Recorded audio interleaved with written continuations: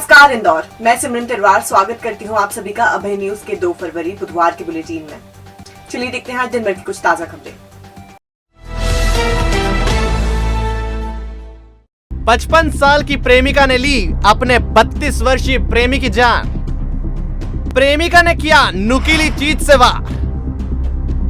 महिला पूर्व में 2 पति को छोड़ चुकी है। पूर्व पति गणेश की भूमिका की हो रही है जांच। गणेश से बातचीत करते प्रेमी दीपक ने मंगला को देख लिया था। इसी बात को लेकर हुए विवाद में दिया हत्याकांड को अंजाम।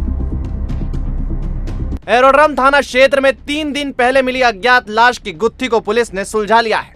हत्या की वजह लव ट्रायंगल है। 55 साल की प्रेमिका ने ही अपने 32 वर्षीय प्रेमी की पत्थर से सिर कुचलकर हत्या कर दी थी। पुलिस ने महिला और उसके साथ लिव इन में रह रहे पार्टनर को अरेस्ट किया है। महिला ने हत्या करने की बात स्वीकारी है। एरोड्रम थाना क्षेत्र के केदार नगर में पुलिस को 3 दिन पहले अज्ञात व्यक्ति का शव मिला था। पोस्टमार्टम में खुलासा हुआ कि मृतक के सर पर गहरी चोट के निशान थे। किसी ने उसके सिर पर नुकीली वस्तु से वार किया था। मृतक की शिनाख्त दीपक पिता खांडे राव माणिक निवासी गंगानगर के रूप में हुई थी। पुलिस ने जानकारी जुटाई तो पता चला दीपक की 55 साल की एक महिला से दोस्ती थी। सूचना पर पुलिस ने मंगला नामक महिला को हिरासत में लेकर पूछताछ की तो चौंकाने वाला खुलासा हुआ। मंगला ने बताया 26 जनवरी को वह दीपक के साथ थी। तब उसका लिव इन पार्टनर गणेश भी आ गया था। इस पर तीनों में विवाद हुआ, जिसके बाद गणेश चला गया। रात को नशे में दीपक ने मंगला से गणेश को लेकर विवाद किया। इस पर मंगला ने उसके सिर पर पत्थर मार दिया और पास ही बनी झोपड़ी में सो गई और सुबह घर चली गई। जब मंगला को पता चला कि दीपक की मौत हो गई है तो वह घबरा गई और अपने 4 बच्चों को छोड़कर शहर से फरार हो गई। पुलिस ने उसे रिश्तेदार की मदद लेकर गिरफ्तार किया है। विवेचना के दौरान जो मुखबिर और अन्य स्रोतों से इसके बारे में जानकारी प्राप्त की गई तो पता चला कि मृतक जो है एक मंगला नाम की औरत के साथ में उसका उठना बैठना था और घटना दिनांक को भी वह उसके साथ में थी। जब मंगला नाम की औरत की तलाश की गई तो वो पंचशील मल्टी की आइडिया की जो मल्टी है उसकी निवासी होना पाई गई और पन्नी बीनने का कार्य करती है। उसको अभिरक्षा में लेके पूछताछ जब की गई तो उसके द्वारा बताया गया कि दीपक जो है उसका तीसरा पति है, जिसके साथ उसने दीपावली के समय बीजासन मंदिर में शादी की थी। इसका जो पूर्व पति है गणेश, वो भी पन्नी बीनता था। 26 जनवरी के दिन गणेश और ये दोनों आसपास में पन्नी बीन रहे थे और जो मृतक दीपक है, इसका आरोपी का जो तीसरा पति है, इसने दोनों को साथ में देखा तो उसको मन में ये शंका हुई कि ये जो है वापस अपने पुराने पति के पास फिर से जा रही है। फेसबुक और व्हाट्सएप पर दोस्ती करने और बाद में अश्लील वीडियो कॉल कर उसकी रिकॉर्डिंग कर ब्लैकमेल करने वाले गिरोह को विजयनगर पुलिस ने अपनी गिरफ्त में लिया है। आरोपी फेसबुक पर लोगों की प्रोफाइल खंगालते और ऐसे लोगों को टारगेट करते जिससे ये मोटी रकम वसूल सके। पुलिस के मुताबिक पकड़े गए आरोपी संदीप शर्मा, मोनू राठौड़, सचिन और एक अन्य शिवपुरी के रहने वाले हैं और काफी समय से विजयनगर स्थित फ्लैट में किराए से रहकर गिरोह चला रहे थे। दरअसल आरोपी टारगेट चुनने के बाद उसे वीडियो कॉल कर अपने जाल में फंसाते और उस व्यक्ति की स्क्रीन रिकॉर्डिंग कर लेते। इसके बाद ब्लैकमेलिंग का खेल शुरू होता। वीडियो वायरल करने की धमकी देकर उससे मोटी रकम वसूलते। आरोपी अब तक करीब 100 लोगों से 10 लाख से ज्यादा रुपए हड़प चुके हैं। आरोपियों से पूछताछ की जा रही है। इसमें अन्य लोगों के शामिल होने की भी संभावना है। आरोपियों के मोबाइल में दर्जनों अश्लील वीडियो भी मिले हैं। इनका जो कार्य करने का तरीका था, फेसबुक की प्रोफाइल खंगालते थे लोगों की, कौन ऐसा व्यक्ति है जो नौकरी चाकरी करता है, पेमेंट कर सकता है, और उसको अपने जाल में फंसाने का प्रयास करते थे। एक व्यक्ति जब उनके जाल में फंस जाता था तो उससे ब्लैकमेलिंग का ये लोग प्रयास करते थे। अभी इनसे पूछताछ की जा रही है और किन किन लोगों को इन्होंने ठगा है उसकी जानकारी ली जा रही है। प्रथम दृष्टया अभी एक प्रकरण इसमें दर्ज किया गया है और भी हमको जैसी शिकायतें मिलेंगी इसमें और भी मामले दर्ज किए जाते थे और करीब 100 के लगभग लोगों को इन्होंने अपने पीड़ित बनाया है और करीब 10 लाख के लगभग की राशि इन्होंने अभी हड़पी है लोगों से और इसमें पूछताछ किया जा रहा है। इसमें आगे जैसा तथ्य आएगा और कार्रवाई की। एमवाय अस्पताल में गोलीकांड को अंजाम देने वाले गैंगस्टर सलमान लाला के साथ ही डार्लिंग को एमआईजी पुलिस ने गिरफ्तार किया है। आरोपी ने ही लाला को पिस्टल बेची थी। पुलिस अन्य साथियों को भी तलाश रही है। एमवाय अस्पताल में एम्बुलेंस चलाने की बात पर गोली चलाकर दहशत फैलाने वाले बदमाश सलमान लाला के साथी अरुण उर्फ डार्लिंग निवासी छोटी खजरानी को एमआईजी पुलिस ने गिरफ्तार किया है। आरोपी डार्लिंग ने सलमान लाला को पिस्टल उपलब्ध कराई थी, जिसके वीडियो बनाकर वह सोशल मीडिया पर भी डाल चुका है। डार्लिंग एमआईजी थाने का लिस्टेड गुंडा है और उस पर कई संगीन अपराध दर्ज हैं। आरोपी कई दिनों से फरार था। पुलिस ने आर्म्स एक्ट व विभिन्न धाराओं में प्रकरण दर्ज किया है। हमारे थाना क्षेत्र का रहने वाला एक आरोपी है अरुण उर्फ डार्लिंग, ये छोटी खजरानी का रहने वाला है। इसने हमारे थाना क्षेत्र में 22/12/2021 को एक व्यक्ति के साथ में शराब पीने की बात को लेकर मारपीट की थी और चाकू अड़ाकर दिखाया था। जिस आरोपी वो कोर्ट में सरेंडर होने से उसको फॉर्मल गिरफ्तारी में ले गया है, उसने पूछताछ करने पर बताया है कि मैंने सलमान लाला को पिस्टल बेची थी, जो थाना संहितागंज है। सलमान लाला की गिरफ्तारी होने से उसको थाना संहितागंज की पुलिस ने आकर उन्होंने अपने अपराध में कार्रवाई की गई है। पापा, मैं नहाने जा रही हूँ, मुझे डिस्टर्ब मत करना। ये कहकर 26 साल की फैशन डिजाइनर बाथरूम में गई। काफी देर हो जाने के बाद भी जब बेटी बाहर नहीं निकली तो माता पिता को चिंता हुई। दरवाजा तोड़कर देखा तो उसका शव पड़ा था। युवती के पिता दक्षिण अफ्रीका से 4 दिन पहले ही लौटे हैं। फिलहाल मौत के कारणों का खुलासा नहीं हो सका है। घटना भंवरकुआ थाना क्षेत्र की है। 26 वर्षीय दुर्गेश नंदिनी पिता रमेश सोलंकी फैशन डिजाइनर थी। उसकी मां लंबे समय से बीमार थी, इसलिए पिता 4 दिन पहले ही जाम्बिया दक्षिण अफ्रीका से इंदौर आए थे। थाना प्रभारी संतोष दूधी के अनुसार नंदिनी ने पिता से कहा था कि वह बाथरूम में नहाने जा रही है, उससे डिस्टर्ब ना करना। काफी देर तक जब वह बाथरूम से बाहर नहीं निकली तो परिजनों को चिंता होने लगी। काफी देर तक दरवाजा खटखटाने के बाद भी जब कोई उत्तर नहीं मिला तो परिवार ने दरवाजा तोड़ा। तब पता चला नंदिनी की मौत हो चुकी है। परिजन उसे लेकर निजी अस्पताल दौड़े, लेकिन डॉक्टरों ने उसे मृत घोषित कर दिया। नंदिनी के मौसा विवेक सोलंकी का कहना था कि वे रविवार को ही नंदिनी से मिलकर गए थे। वह घंटों तक उनसे हंसी मजाक करती रही। वह भी नंदिनी की मां का स्वास्थ्य का हाल चाल जानने आए थे। पिता रमेश से बात करने के बाद वह वापस घर लौट गए, लेकिन जैसे ही मंगलवार रात सूचना मिली तो वह चौंक गए और सीधे अस्पताल पहुंचे। परिवार में किसी तरह का कोई विवाद सामने नहीं आया है। नंदिनी ने यह कदम क्यों उठाया, इसकी जानकारी परिवार वालों को नहीं है। मौसा ने बताया कि पिता रमेश सोलंकी जाम्बिया की एक निजी कंपनी में काम करते हैं और कई वर्षों बाद इंदौर लौटे थे। टीआई संतोष दूधी ने बताया कि नंदिनी की कॉल डिटेल चेक करने के साथ ही उसके दोस्तों से भी पूछताछ की जाएगी। दीदी, क्या नाम था इनकी डेथ हुई इनकी? दुर्गेश नंदिनी सोलंकी। क्या उम्र थी इनकी? 26 साल। शादी हो गई थी इनकी? नहीं हुई थी। कहाँ फांसी लगाई इन्होंने? बाथरूम में घर के। कब लगाई थी?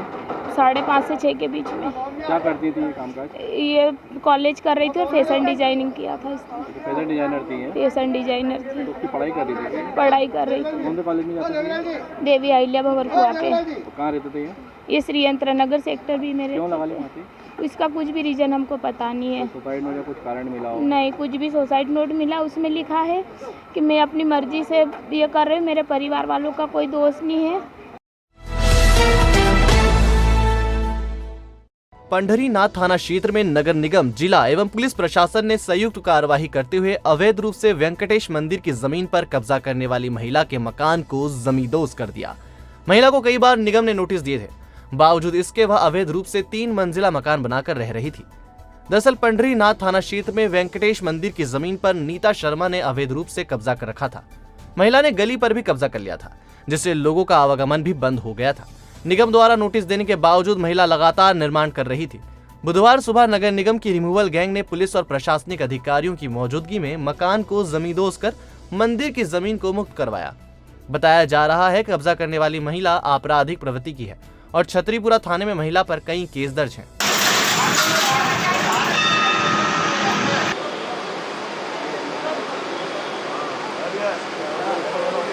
शिकायत ये थी कि मंदिर की जो बाउंड्री वाल थी उसके ऊपर उन्होंने जो है मकान बना लिया था। कई बार बोलने में दरवाज़ा भी था, सरकारी जगह गली भी थी, उसको भी अतिक्रमण करके उन्होंने बना लिया था। बार बार समझाने के बाद में, बहुत निवेदन करने के बाद भी वो नहीं मानी। उन्होंने कोर्ट में भी लगा दिया था, कोर्ट से भी, हाई कोर्ट से भी इनको 21 दिन का टाइम दिया था हटाने के लिए, नहीं हटाया। उसके बाद में फिर अभी इन्होंने लोअर कोर्ट में लगाया, वहाँ से भी हार गई थी। और इसके बाद नगर निगम ने, शासन ने कार्रवाई करी। नगर निगम ने भी इनको बहुत नोटिस दिए थे, उसके बाद में कार्रवाई करी। वेंकटेश मंदिर के साइड में उनकी कंपाउंड वाल पे नीता शर्मा द्वारा G+2 का तीनों फ्लोर पे 120, 360 स्क्वायर फीट अवैध निर्माण किया था, जिसमें गली में आवागमन का रास्ता भी बंद करके अतिक्रमण किया हुआ था। इनको नोटिस दिया था तो हाई कोर्ट गए थे, सुनवाई करके निर्णय पारित किया गया। फिर पुनः ये लोअर कोर्ट में भी गए थे, वहाँ भी करा, ये वहाँ से भी हार चुके हैं। और मंदिर में ये निर्माण होने से बाधा थी, इसलिए आज इसको हटाया गया है।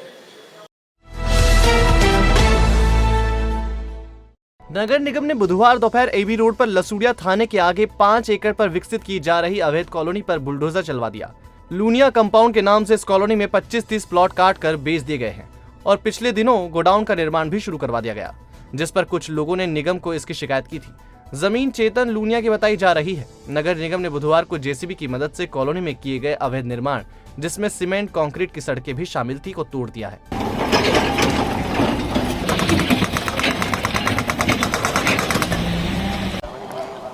हाँ, लसूड़िया में भी एक लगभग 5 एकड़ ज़मीन पे वहाँ पर नगर निगम की बिना अनुमति के कोई निर्माण कार्य किए थे, वो हम लोगों ने सुबह आज उनको हटा दिए। मैम, अवैध कॉलोनी बनी थी पूरी? हाँ, रोड्स बनी हुई थी, अब तो मकान वगैरह तो नहीं थे उसमें, रोड्स पूरी बनी हुई थी, वो हम लोगों ने रोड जो है वो ख़त्म कर दिया। उसमें कॉलोनाइजर का नाम बिल्डिंग ऑफिसर से पूछ लीजिएगा।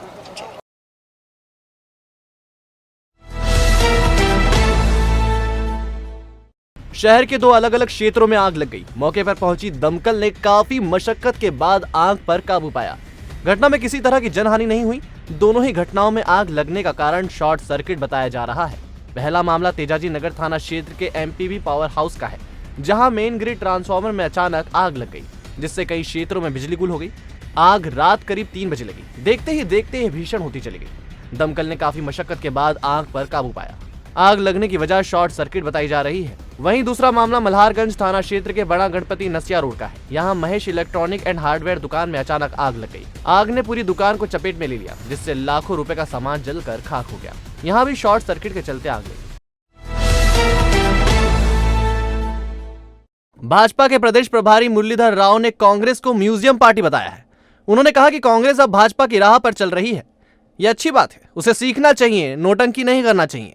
राव एक दिनी प्रवास पर इंदौर आए थे।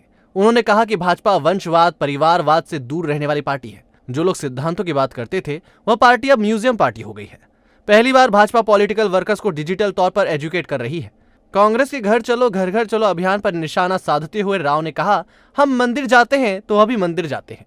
जब हमें गाय की याद आती है तो उन्हें भी गौशालाओं की सुध आती है। पहले कांग्रेस के लोग गाँव जाने की बात कहते थे, अब घर घर जा रहे हैं। ये अच्छी बात है। हम मंदिर जाते हैं तो मंदिर जाने की आदत लग जाती है।